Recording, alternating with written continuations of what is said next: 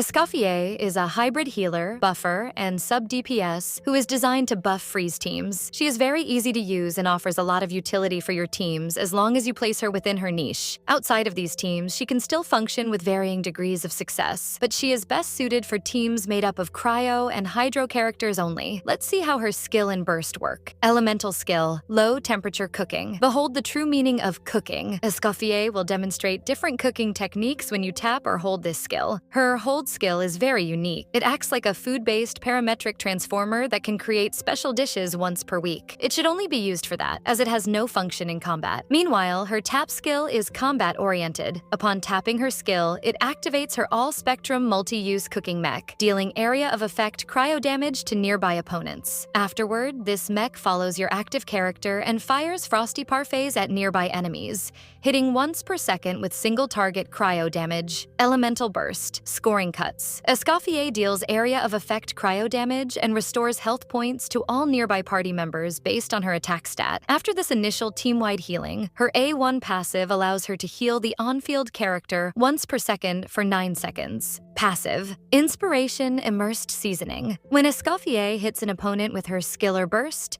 she decreases their hydro and cryo resistance based on the number of hydro and cryo characters in the party. The exact resistance reduction values are displayed on screen. This effect lasts for 12 seconds. This passive is what makes Escoffier ideal for teams focused on the freeze reaction. The difference in resistance shreds between 3 and 4 cryo and hydro characters is massive. Her Constellations. C1 grants critical damage to all party members, cryo and hydro teams only. C2 adds flat cryo damage bonus, like Shenhe. C4 increases healing duration and restores energy. C6 adds coordinated attacks that deal massive cryo damage. Now let's get into her full guide. This detailed breakdown was shared by GI Kitchen and Escoffier Main Shengzhen, so all credit to them for compiling everything from early testing. Hey guys, it's Sam. Welcome back to Into You Gaming. I'm doing a 2 Welkin Moon giveaway at 1,000 subscribers, and we're almost there, so subscribe to the channel to take part in the giveaway. Now that we know how her skill and burst work, you're probably wondering, which talent should you level up first? What weapon and artifact set is best for her? First, level up her elemental skill, then her elemental burst. Her normal attacks are optional and depend on your team. Now let's break down the best artifact options for Escoffier. 4-piece Golden Troop, best in slot for Escoffier's personal damage. 4-piece Blizzard Strayer, great for freeze teams, better performance if enemies are consistently frozen. 2-piece mix, Blizzard Strayer plus Golden Troop.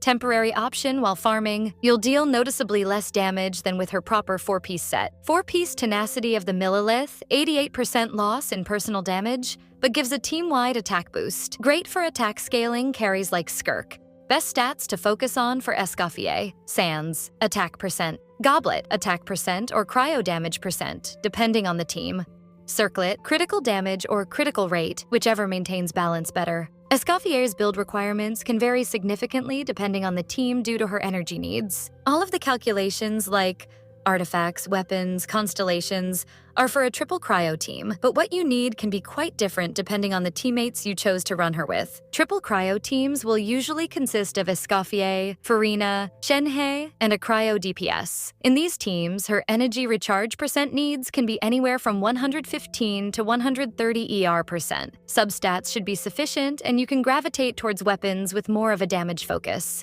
With a Favonius weapon, her energy recharge requirement drops to 100%. Double cryo teams, Escoffier plus Rialdsli or Neuvillette. In these teams, her ER percent requirements tend to run from 150 to 170. ER percent sands should not be necessary like it is in solo cryo teams, but ER percent weapons will be helpful, and you will still need to go out of your way to build energy on her. Monocryo teams. Works fine with little energy recharge needs, but will never outperform a Farina freeze team. Solo cryo, toughest to run. She may need up to 200% energy recharge and will mainly be a buffer healer. Best to use her elemental burst every other rotation. Non-freeze teams, not recommended due to the loss of over 40% resistance shred, but her healing, personal cryo damage, and consistent cryo application can still bring utility. Her weapon options: Symphonist of Sense, her signature weapon, boosts critical damage and attack, requires using burst every rotation. Calamity Queller, high attack and elemental damage bonus, averages approximately 5 stacks. Staff of Homa, boosts critical damage and attack when above 50% health points. R1 Lumideus Elegy Energy and R5 Deathmatch both provide critical rate and attack bonuses, making it easy to exceed 100% critical rate.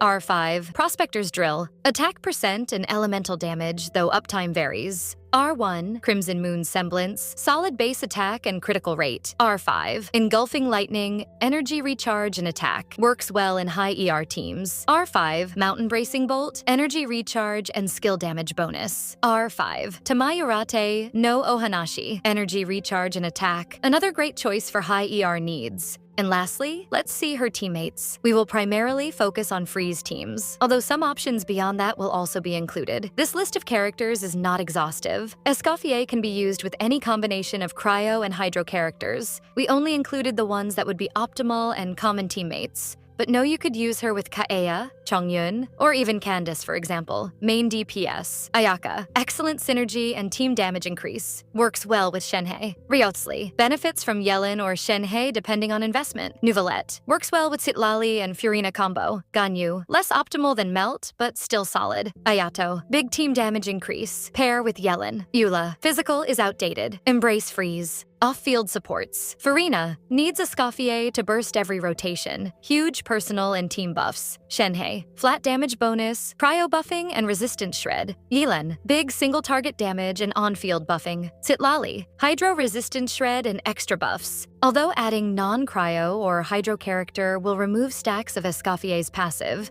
the utility offered by certain supports can outweigh that loss. Additionally, some non-hydro or cryo DPS can use Escoffier as a sub-DPS due to her personal damage and cryo application. Non-freeze flex options. Kazuha, grouping and elemental damage buffs. Xilonen, resistance, shred, and healing. Bennett, huge attack boost and healing. This is it for now, guys. But man, what just happened with that 5.6 Chronicle Wish banner? They dropped it out of nowhere. I've been waiting for Ayaka since I started the game, and now with Skirt coming soon, my whole plan's messed up. We'll talk about it real soon. Sayonara!